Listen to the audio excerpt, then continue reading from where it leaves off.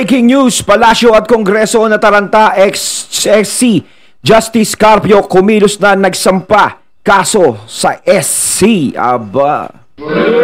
Ayan, syempre itong balitang ating matutunghayan ngayon ay nagmula kay Banat Kabayan TV.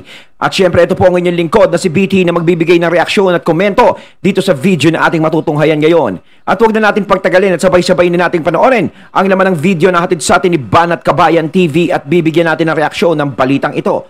Pasok! Usapan natin ngayon yung ginawa ni ex-Supreme Court Justice Antonio Carpio Plus. Ayun, bago natin simulan, nais ko nga pala magbigay ng credits dito sa boses na madidinig natin ngayon at bibigyan ng reaksyon. Walang iba kundi si General Macanas. Ayan, supportahan natin siya. Pagpatuloy natin. Kapwa niya petitioners. Dahil nagsampa sila ng kaso o petition sa Supreme Court ngayong araw na ito laban sa Administrasyong Marcos, specifically yung pag-transfer ng 90 billion na PhilHealth funds kumilos na si Carpio, mga katunay, ha? To the National Treasury. So, nagkaroon po ng press conference ang grupo ni Justice Carpio. Pakinggan natin yung paliwanag ni Justice Carpio at mga questions ng media tungkol dito. 2024 General Appropriations Act says the Secretary of Finance is authorized to transfer excess funds of PhilHealth to the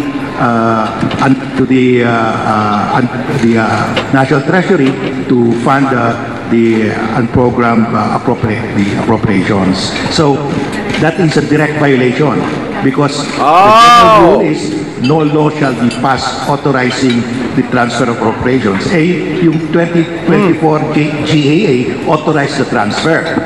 Ngayon, under that provision of the Constitution, there are exceptions. Ano ang exceptions? One, the President can transfer savings from one item of the budget to another to augment that other item, but only within the Executive Department. But it's the President, it's not the Secretary of Finance.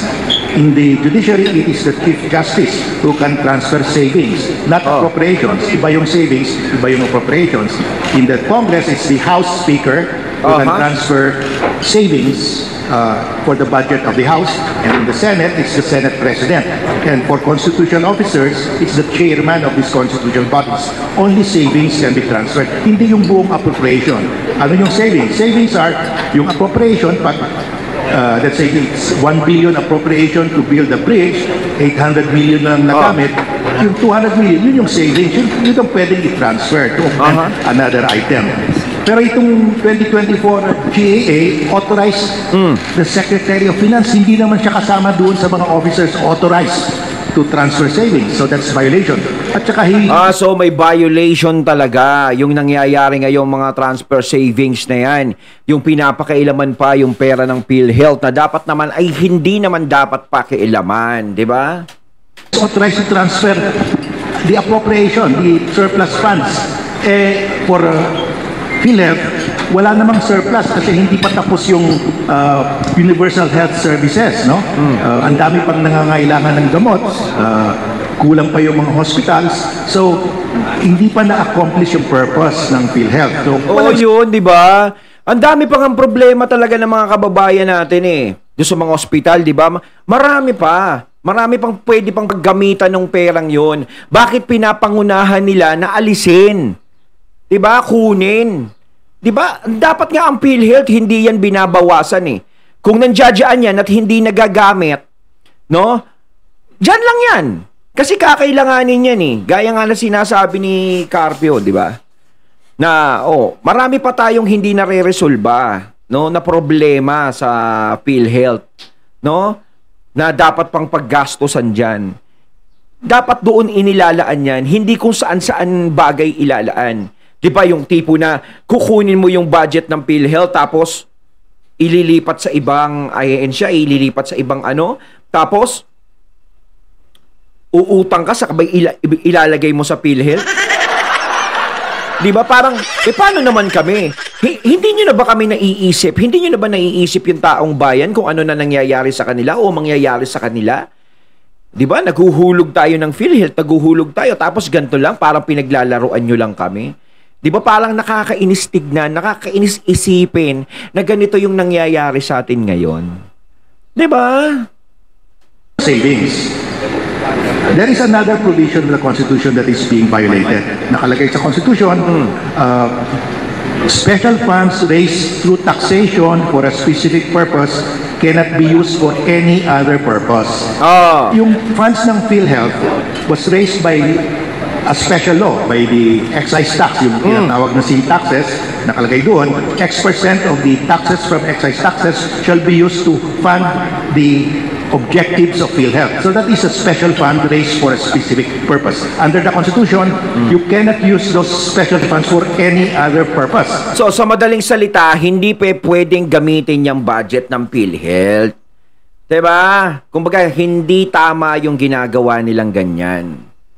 Kung ano pa yung mga importanteng bagay, yung pa kinukuhanan nila. Expression.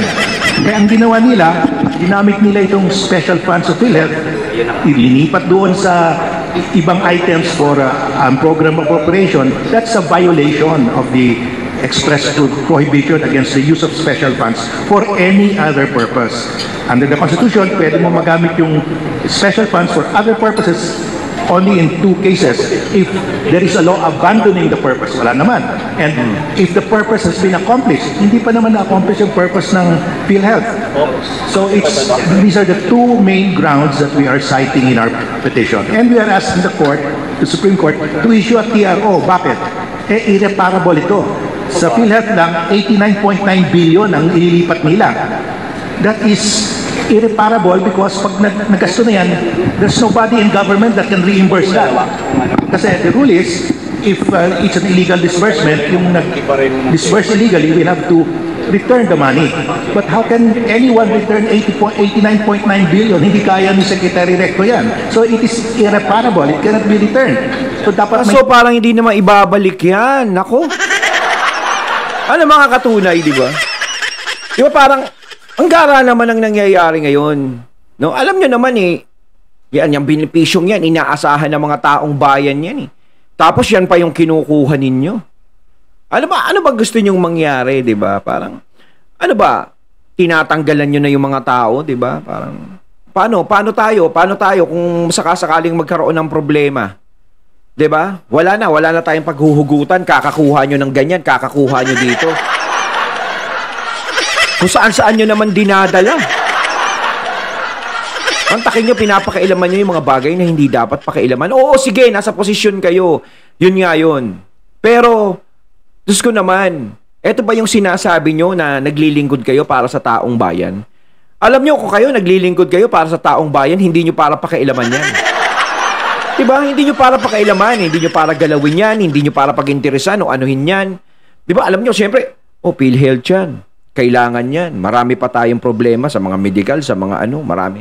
Sko, sa araw-araw, maraming taong na-o-hospital. Sa araw-araw, may mga taong nagpapagamot na kailangan niyang PhilHealth na yan. Tapos, diyan nyo pa napiling bawasan. Diba? Paano naman yung mga makukuhang benepisyo ng mga benepisyaryo ng PhilHealth na yan? Sa mga nagdadialysis pa lang, diyan na umaasa sa PhilHealth.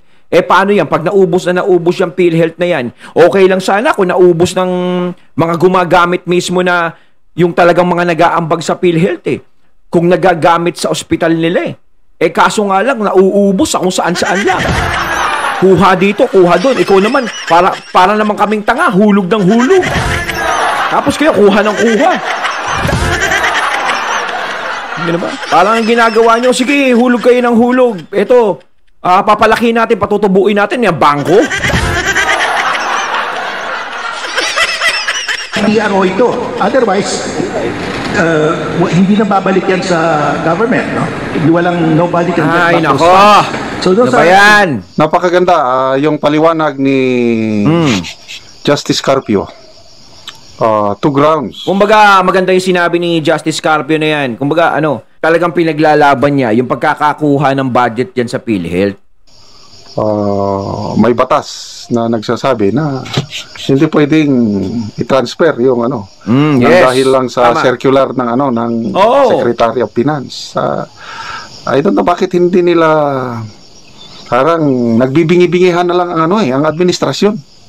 So, wala, parang hindi na nila kasi alam nyo, hindi na nila maramdaman yung nangyayari sa bansa ngayon. Parang hindi na nila nakikita kung ano yung nagiging hinaing ng mga tao. Parang sila-sila na lang yung nagkakaintindihan eh. TRO, Temporary Restraining Order. Tapos magtataka sila kung bakit yung iba binabanatan sila, kung bakit yung iba nagagalit sa kanila, kung bakit yung iba pumapabor sa mga Duterte. Kasi iba ang pag-iisip ng mga Duterte kasi sa ngayon eh.